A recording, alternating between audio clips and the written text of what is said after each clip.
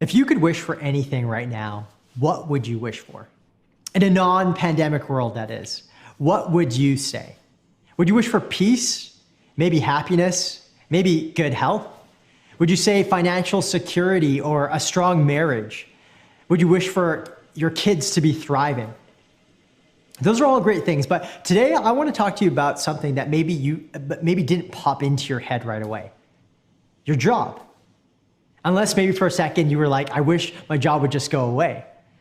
But in an article published in a business journal a couple of years ago, someone wrote that the one thing that the world's 5 billion working age people want more than anything else is this: a meaningful job.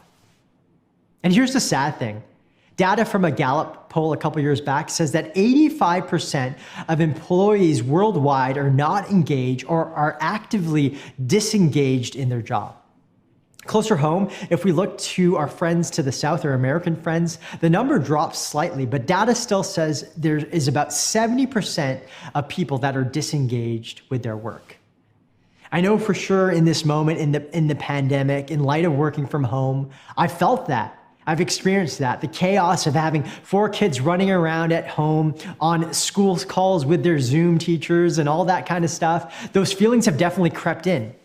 For you, when you hear the word work, maybe in this moment it brings to mind feelings of anxiety or exhaustion or dread. And because a lot of us are working at home by ourselves, maybe loneliness.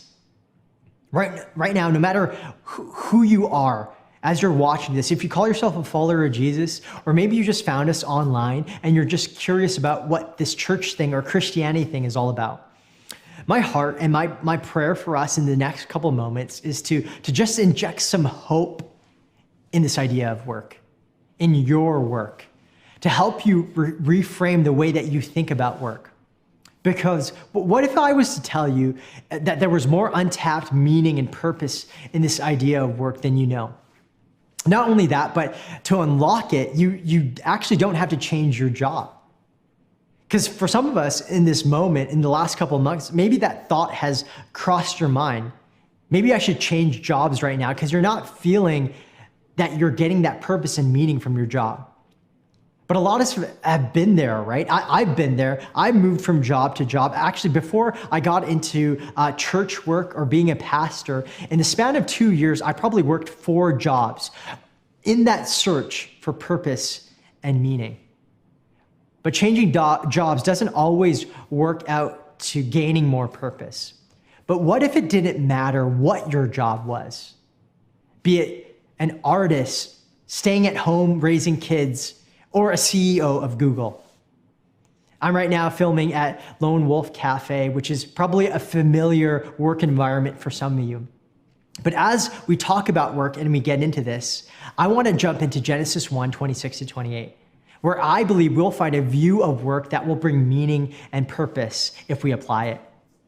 Genesis, if you don't know, it's the first book of the Bible. And it's a carefully crafted story that explains how God created everything.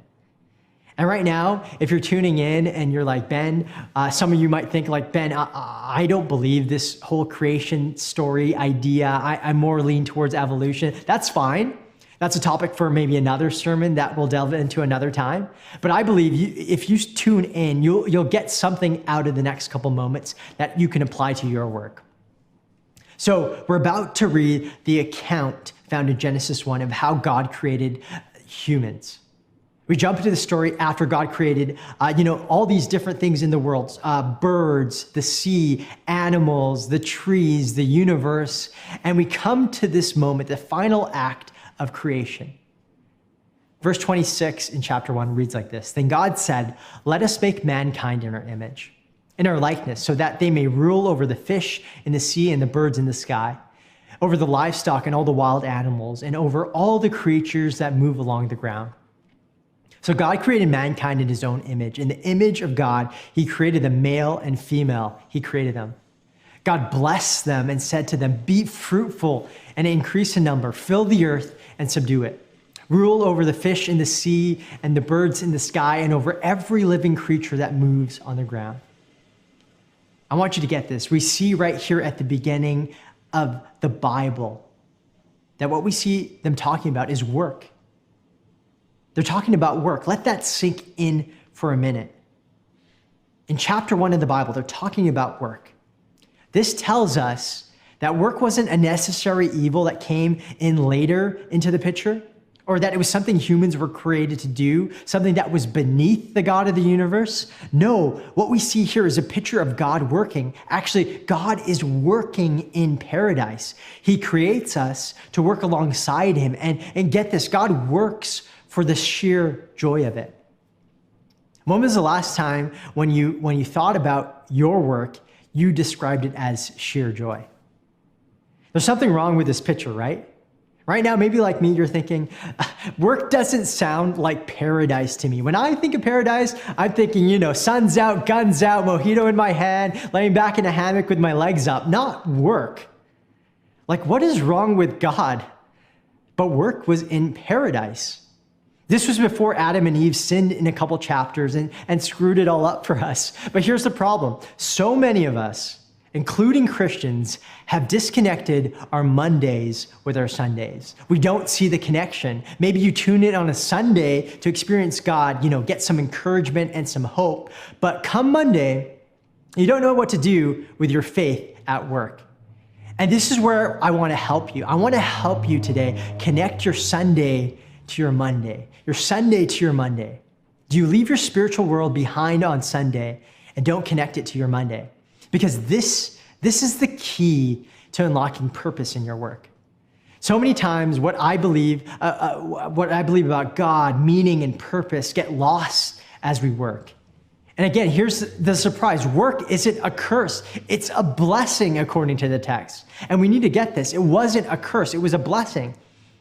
And not only do we see God working, but what he does is he's commissioning workers to carry out his work. You and me and all of humanity. Genesis 1:28, he tells humans to fill the earth and subdue it. See, God left creation in an undeveloped state and commissioned us to cultivate the raw materials we found around us, to develop that untapped potential that was lying there waiting to be unearthed. So get this, God created you to create. God created me to create, to cultivate and develop the raw materials, to make this beautiful garden into a beautiful city. When talking about work being in paradise, one scholar puts it like this. He says, "It is perfectly clear that God's good plan always included human beings working, or more specifically, living in this constant cycle of work and rest, work and rest." God created you to create. And actually, we are most fulfilled at work when we are creating. One pastor in a book on work points out this idea of cultivation or this creation pattern that's found in all sorts of work. When a farmer takes soil and seed and rearranges it into a crop teeming with food for people to eat and enjoy.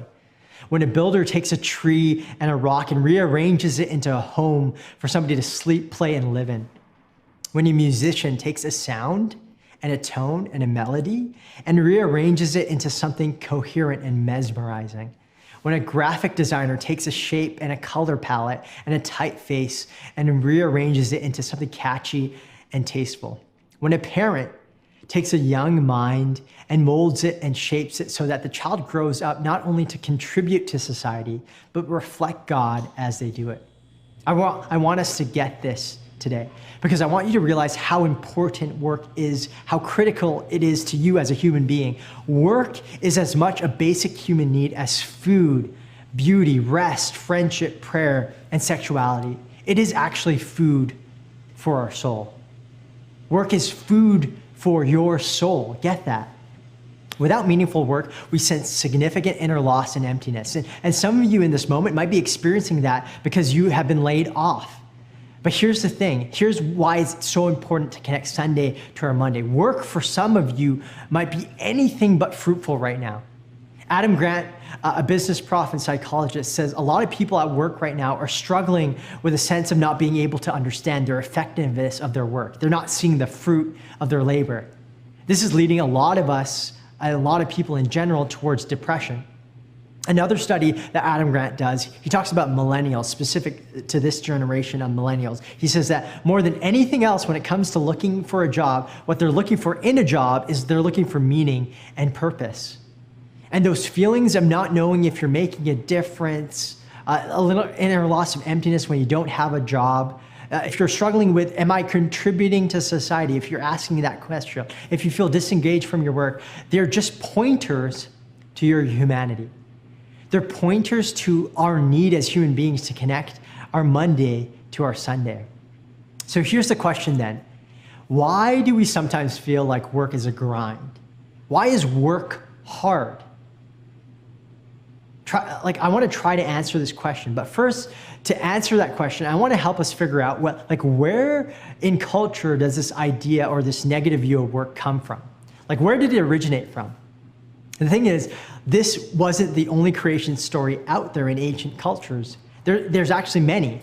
One popular ancient story, actually, I believe, has shaped the way that modern culture views work. And the most popular one, I would say, comes from an ancient civilization called Babylon. In this story, I'm going to paraphrase, the gods are tired of work and they're worn out. Work is thought of as a burden to them. It's beneath the gods in their perspective. And so they create humanity as cheap slave labor to work for the gods so they can sit back and relax. But what we read here in Genesis is the total opposite, right? It's the total opposite idea. Not only that work is good and God, a divine being, is seen enjoying doing work, but humanity isn't created as cheap slave labor to do his bidding, but rather God creates us as his co-creators, his partners. Genesis 1:27 says that God created mankind in his own image. God creates us to create. The core to our humanity is that we were created to reflect God. We were made in his image. So what does it mean to reflect God or to be made in his image? What is the author of Genesis trying to get across to communicate to us when he says in verse 27, I'm going to read it again. So God created mankind in his own image. In the image of God, he created them. Male and female, he created them. God blessed them and said to them, be fruitful and increase in number, fill the earth and subdue it, rule over the fish in the sea and the birds in the sky, and over every living creature that moves on the ground. We are put on earth as God's representatives to his creation to show him, to show creation what he is like, what God is like, to reflect him. This is what it means to be made in the image of God. This is what it means to reflect him. Some scholars say in verse 28 is like a job description, and it shows us how to work like God, how to work like God works. All humanity, no matter who you are or where you come from, we were created to partner with God in ruling earth, to have dominion, as the text says. I love how one scholar put it, to actively partner with God in taking the world somewhere. From the beginning of the story, God has been looking for partners. And this imagery given to us of humanity is a relationship with God, not like puppets on a string with God up in heaven playing around with us. No, but of partners being brought alongside God to work with him, and also for him to work through us, no matter what job we have or what line of work we find ourselves in. There's so many implications to that. But the one I want to hone in on and what I want you to get is this. In everything you do, you are reflecting God. You are representing God. You are showing the people around you what he is like. You are God's ambassador. If you surrendered your life to him and you find yourself in a relationship with Jesus, I want you to get this. I think one of the greatest witnesses that we can have when it comes to showing others or telling others about Jesus is by the way we work. A practical reason is because, as we said in this series, we spend probably in our life 90,000 hours at work. That means no matter what you do, if you're a trash collector, a waitress in the service industry, or if you wear a suit and tie and go down to the downtown core, or if you hop on a Zoom call with branches across the world, no matter what you do, you are representing Jesus and telling people what he is like by the way you work. This is how we connect our Sunday to our Monday. What you learn about God on Sunday, you reflect to others on Monday. I definitely didn't understand this early on when I was walking with Jesus, when I was following Jesus in my early 20s. Like, there were some jobs that I hated, that I would cut corners, call in sick. And again, I wasn't fully following Jesus, but I didn't grasp this, that I was reflecting God in the way that I worked. One time I was working at the Gap at the mall, and this job was at times so mind-numbing. It was so boring. And so I would find ways to just pass the time at work. And instead of working hard, I might refold the same shirt over and over again. And I really didn't like this job. What actually led to me getting fired was that one night I stayed up a little too late with some of my friends and hung out a little too late. And I thought it was a great idea to call in to work at 3 a.m. to tell my manager that I was sick. Obviously, she wasn't dumb. She caught on, and I was fired. But here's the question. How do you work? What's your work ethic? The answer to these questions doesn't just lead to revealing your character, but also will show you how well you are following Jesus. How would you do your job if every second of every day you realize you're not just representing yourself, but Jesus? In the way that you take someone's coffee order as a barista, the way you show up on time to your job as a laborer on the construction site or as a painter, the way you give advice and work for your clients as a financial advisor. Listen, if God's purpose for you and me is to work and to love our neighbors and to serve the human community around us by doing work, one of the best ways to serve God is to do your work the best way it can be done. You likely have probably had someone in your life, maybe even someone that you work with, that has inspired you. I love basketball. And so growing up, Kobe Bryant was always someone that inspired me, his work ethic in particular. And I love the stories that different players tell in the NBA about how Kobe influenced them. Recently, one player by the name of Julius Randle, he plays for the New York Knicks, told a story about Kobe, who was his former teammate. And he told it recently upon reflecting on Kobe, who passed away last year.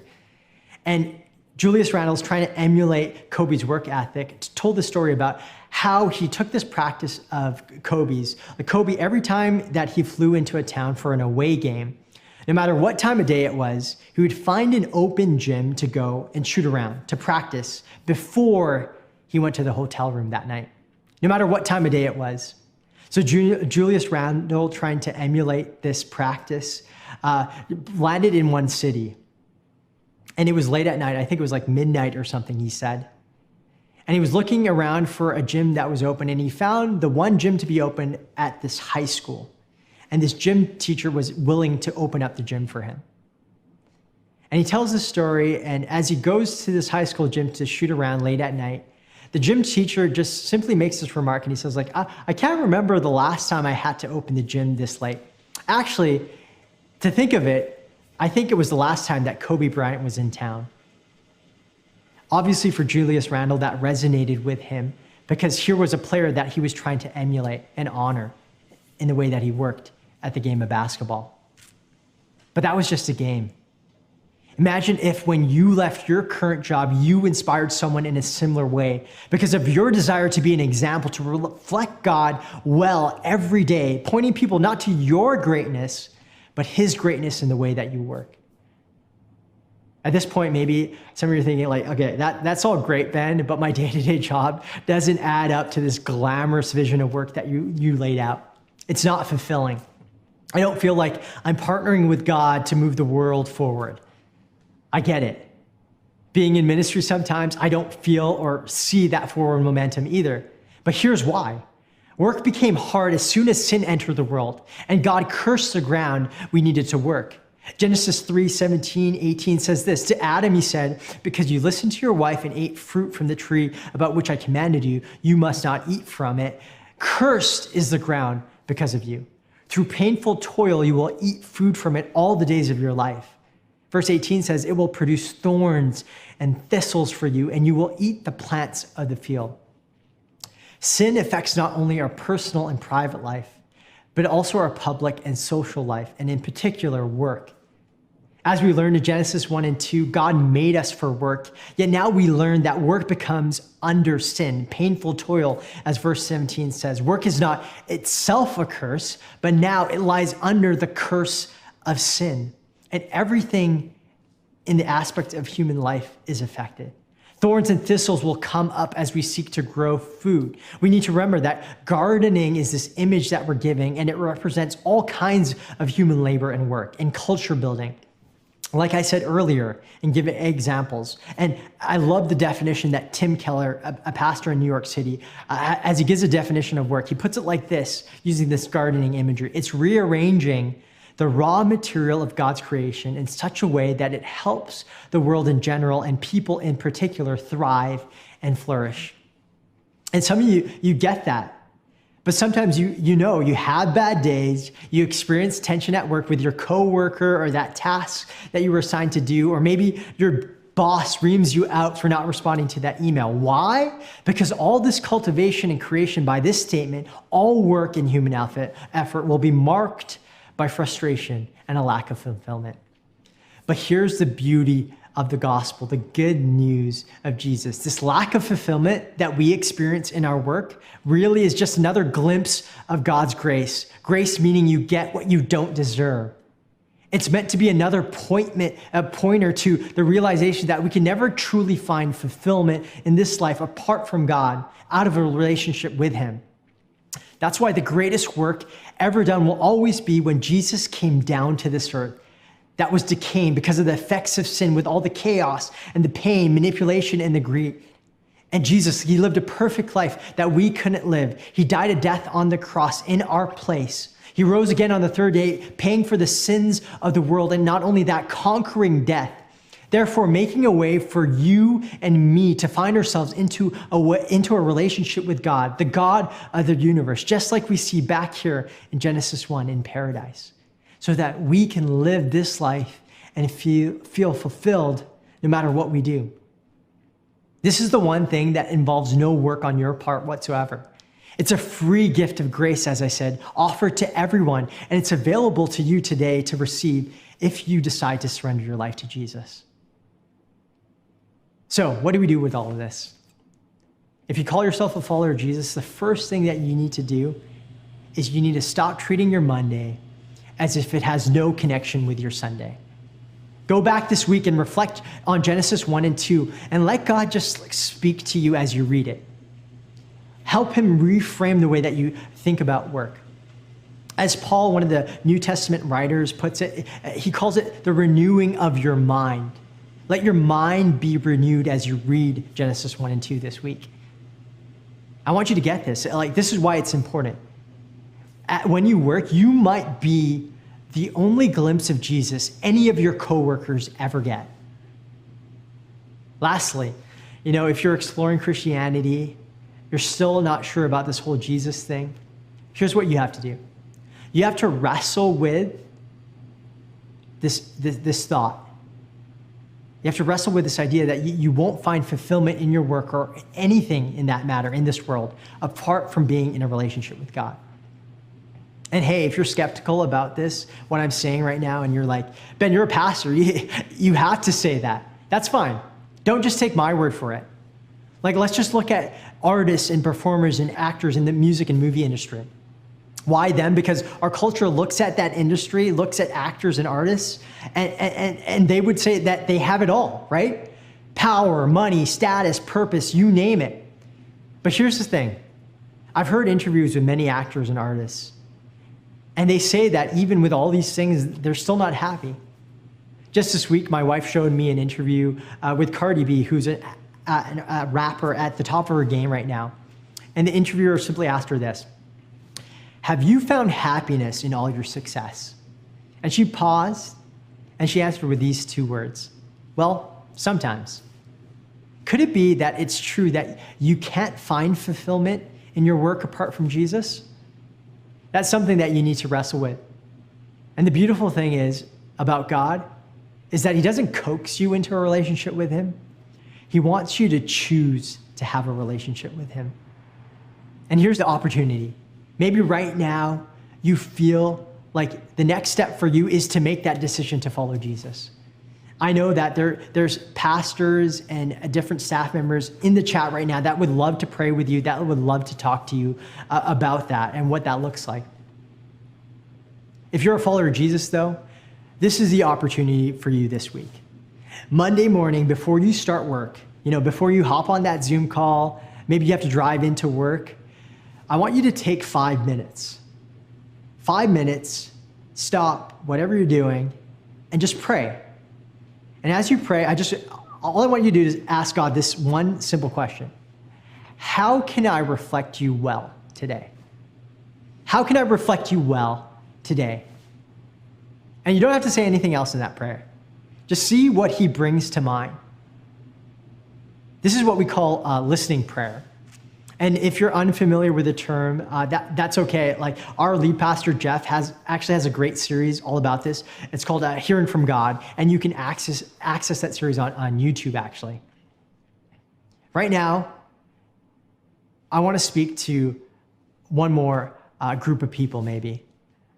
That maybe you're struggling right now with your work, and you're asking yourself this question. This is a question you're asking. Does my work count? Does it make a difference? I want to leave you with these words as we end. Found in Matthew 25. And this is Jesus speaking to all work, looking at all work and assessing it. And this is at the end of all things when us followers of Jesus will see Jesus face to face. I want you to listen to these words as if he's speaking to you right now. So Matthew 25:34. Then the king will say to those on his right, "Come, you who are blessed by my Father, take your inheritance, the kingdom prepared for you since the creation of the world. For I was hungry and you gave me something to eat. I was thirsty and you gave me something to drink. I was a stranger and you invited me in. I needed clothes and you clothed me. I was sick and you looked after me. I was in prison and you came to visit me." Then the righteous will answer him, "Lord, when did we see you hungry and feed you, or thirsty and give you something to drink?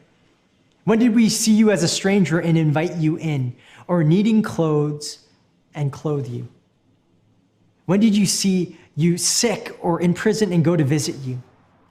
The king will reply like this. Let these words speak to you today. "Truly, I tell you, whatever you did for one of the least of these brothers and sisters of mine, you did for me." You did for me. As Jeff said last week, all our work is an act of worship. So anything that you do in your work is an act of worship for God. You did to him. I want to pray for you as we end. I want to pray for you as you think about this question, as you go into your Monday. I want to pray for you that the Holy Spirit would speak to you this week as you ask that question. So let's pray. God, I just thank you for the way that you designed us and created us to be. And for those of us who, first and foremost, are just questioning or struggling with this idea of what it looks like to have a relationship with you, I pray that right now in this moment, you would just pour your love into their hearts, knowing that you want to be in a relationship with them, to give them the courage and the strength to make that decision today. For the rest of us, God, that follow you, I pray that you would breathe new life into our work, or the way that we look at our work and the way that we work in order to represent you and reflect you well to the others around us.